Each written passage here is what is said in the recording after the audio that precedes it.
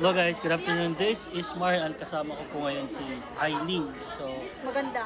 sa dami ng sa dami ng ways kung paano maging caregiver dito sa Japan. By the way, she is already a licensed caregiver dito sa Japan. So, tatanungin natin siya kung paano siya nakapunta dito. Anyway, kain muna tayo. Parang Ano yung kinakain mo? Tiramisu.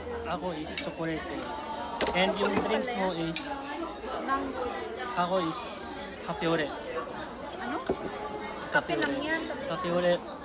Hindi, Aileen Sang, magpakilala ka muna. Wag yung yung totoong pakilala. Nihongo de. Nihongo de mo, Eigo de mo. Eigo de mo eh. Eigo de mo, yes. Hi, I'm Eileen. Bini Eileen. Umalis ka nga dyan. Yeah, Eileen nga. I'm Eileen. I live in Osaka. I live in Japan. Huwag mo muna sabihin kung saan sa Osaka. Yeah. Tatanungin lang kita, pangalan mo, Eileen. ilang taon na dito sa Japan? Mag 6 years na. Diyan, Nihongo pera-pera? So. Nihongo Jozen na. Anyway, so dumating ka dito anong year? 2019. Oh, kasagsagan ng Corona. Net. Hindi, matanong kita, paano ka nakapasok dito sa Japan? Paano ko na? Ano? Anong programa? JP pa. JP pa. Ano yung JP? Papaki-explain naman. Ano siya, government to government, ano na yan? Program. Program ng Pilipinas to Japan. So, ibig sabihin, this is a government program Very libre. for caregivers at saka may mga nurses din, di ba? Dapat nurse yung aptayan ko, kulang yung experience ko. Kaya sa Kaigo lang ako. Okay. So, ibig sabihin, kahit ko siya. So, that is JPEPA or EPA po yung tawag doon. JP pa. Ngayon, ano yung ginawa mo sa Pilipinas para mag-apply ka nun? Una sa lahat,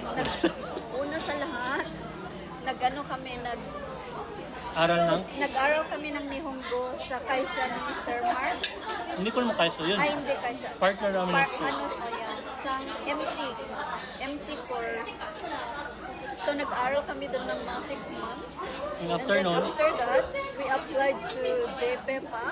And then we studied Nihongo again for 6 months in TESDA.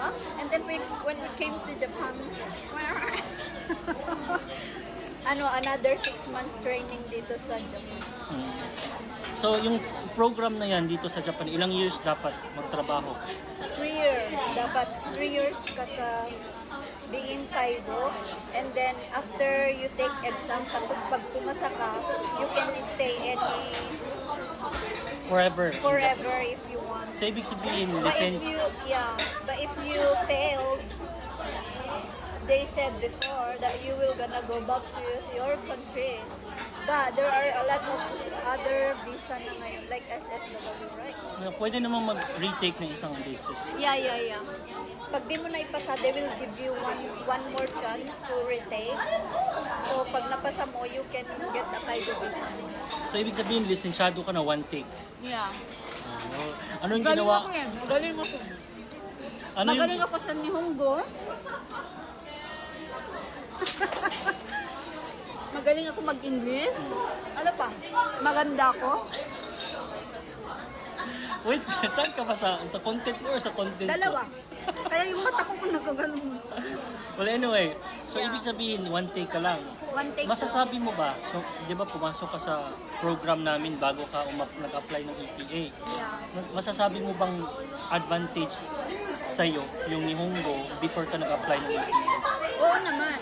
Advantage yun guys kasi pero nung unang aral ko ng Nihongo, pag-aral ko ng Nihongo sa inyo sa MC, grabe ang hirap, parang yung mga neurons ko, unti-unting, ano yun, mga gano'n, nahihirapan ako, pero Sa panahon yun, sino yung pinakamagaling mag-Nihongo? ako pa rin. Ako pa rin. Okay. Pero sino talaga yung totoong marunong? Totoong marunong? Saan? Saan? Ako na sabihin mo. Ako nga yung marunong. Hindi ako dapat. Hindi ikaw, ako. Okay, sige. Tapos, Advantage siya kasi nung nag-training na kami sa TESDA, so kailangan aralin yung mga basic. Parang advantage sa amin kasi naaral na namin yung basic sa MC course. Yun yung isang way. So, So, ibig sabihin, parang basic na lang pagdating nyo sa EPA. Kumbaga, naiinip kayo kasi napag-aralan nyo na. Oo, parang, Oo, sana all, kasi magagaling naiinip. na kami eh.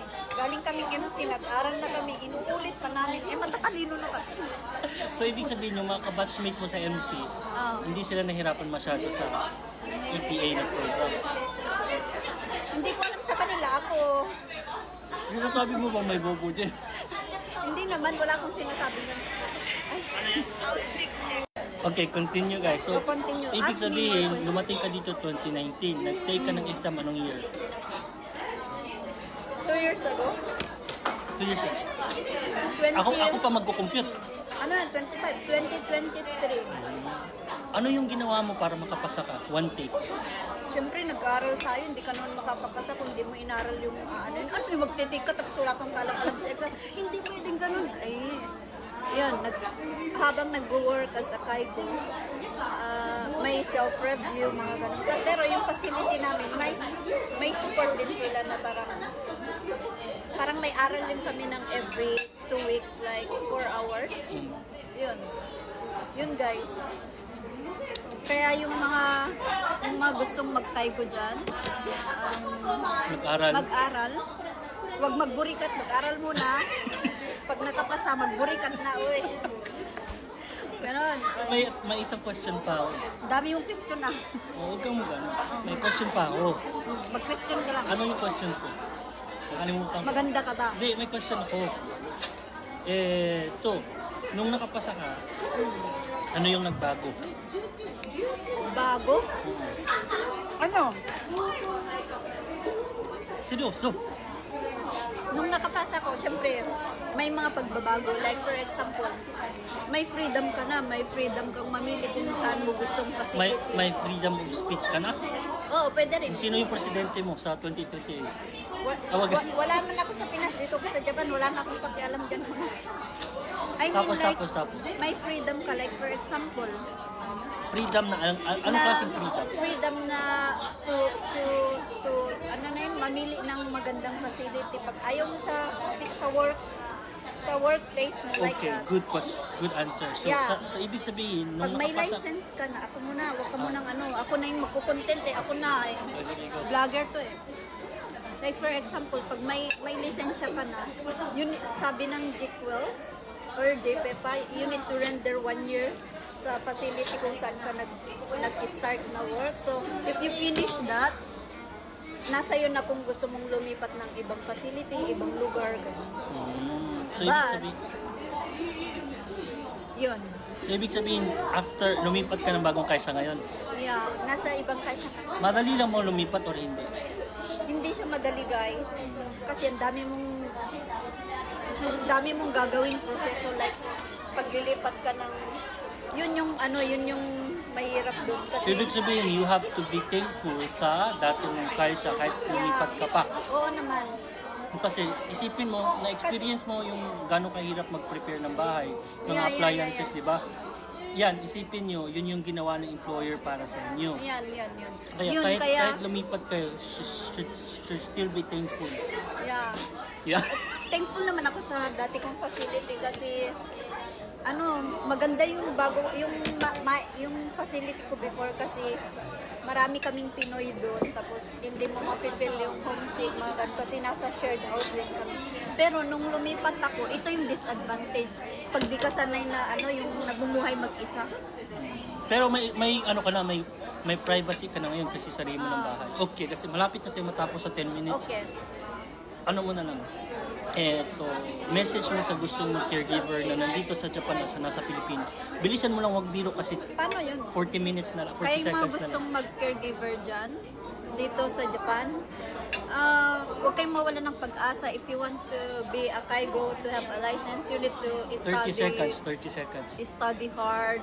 And Ang mga nasa Pilipinas, yung mga tao sa Pinas na gustong mag-kaigo papunta dito, please message Marl. uy, gago, wag.